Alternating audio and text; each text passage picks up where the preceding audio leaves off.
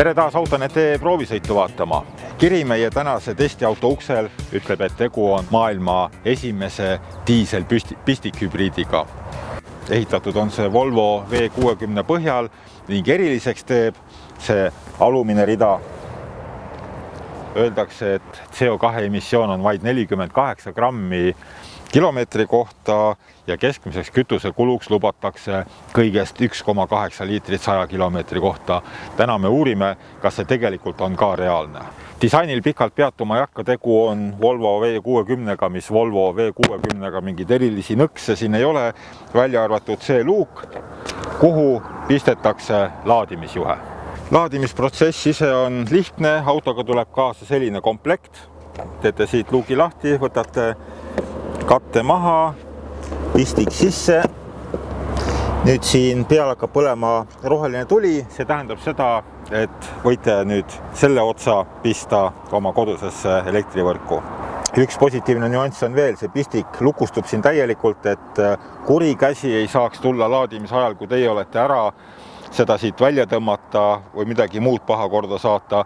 Ja selleks, et see siit kätte saada, tuleb vajutada kesklukult uksed lahti ja palun, see tuleb nagu naksti siit välja. Panete korgi peale ja head teed. Teine detail, mille poolest pistikhübriid erineb tavalisest Volvo V60-st, on pagasiruum, see on veidikene väiksem, sest akude plokk asub otse siin põranda all. Selle mahutavuseks lubatakse 11,2 kilovatti, mainigem ära siis, et elektrimootor võimaldab juhil kasutada lisa 68 hobujõudu ja pöördemomenti 200 Newtonmeetrit. Nagu me kõik teame, annab elektrimootor konstantset pöördemomenti kogu pöörete vahemikus. Diiselmootor lisab sellele veel 215 hobujõudu ning summaarne maksimaalne pöördemoment sellisel juhul ulatub juba ligi 640 Newtonmeetrini. Ka sees ei ole mingisuguseid uusi disaininõkse, välja arvatud hübriidajamiga seonduv ja juht on päris hästi kursis sellega, mis toimub. Aku laadimiskiirus sõltub paljuski teie koduse elektrivõrgu omadustest, seda on võimalik toimetada 3,5 tunnist kuni 7,5 tunnini. Aga see tähendab seda, et 7,5 tunni pärast on auto jälle valmis järgmised 50 kilomeetrit ainult elektrijõul sõitma. Käima läheb auto nagu tänapäeval ikka nupust, hübriidi puhul nagu ikka mingit mootorimüra ei kaasne sellega, liikuma hakkab see pistikhübriid alati ainult elektrijõul. Hübriidide puhul tuleb alati rääkida sellest, et kõige parema kütuseökonoomia saavutamiseks peavad nii sisepõlemismootor kui elektrimootor olema maksimaalselt hästi integreeritud.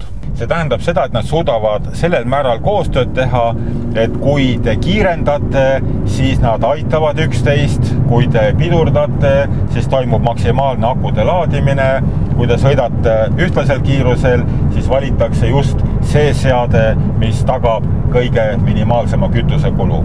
Akude mahutavusest peaks jätkuma ümmarguselt 50 kilomeetri läbimiseks.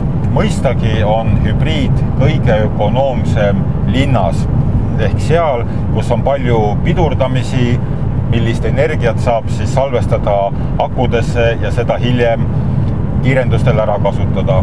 Siis ongi see, et sisepõlemismootor peab tegema oluliselt vähem tööd ja ka kütusekulu tuleb märgatavalt väiksem.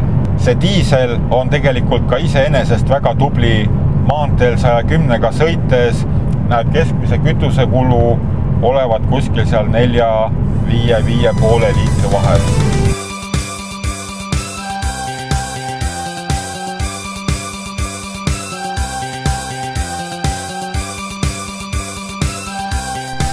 Nii, ja nüüd siis loomkatsete tulemus. Sõitsin läbi linna keskmise kiirusega 30 kilomeetrit tunnis ja sain kütusekuluks 0,3 liitrit 100 kilomeetri kohta.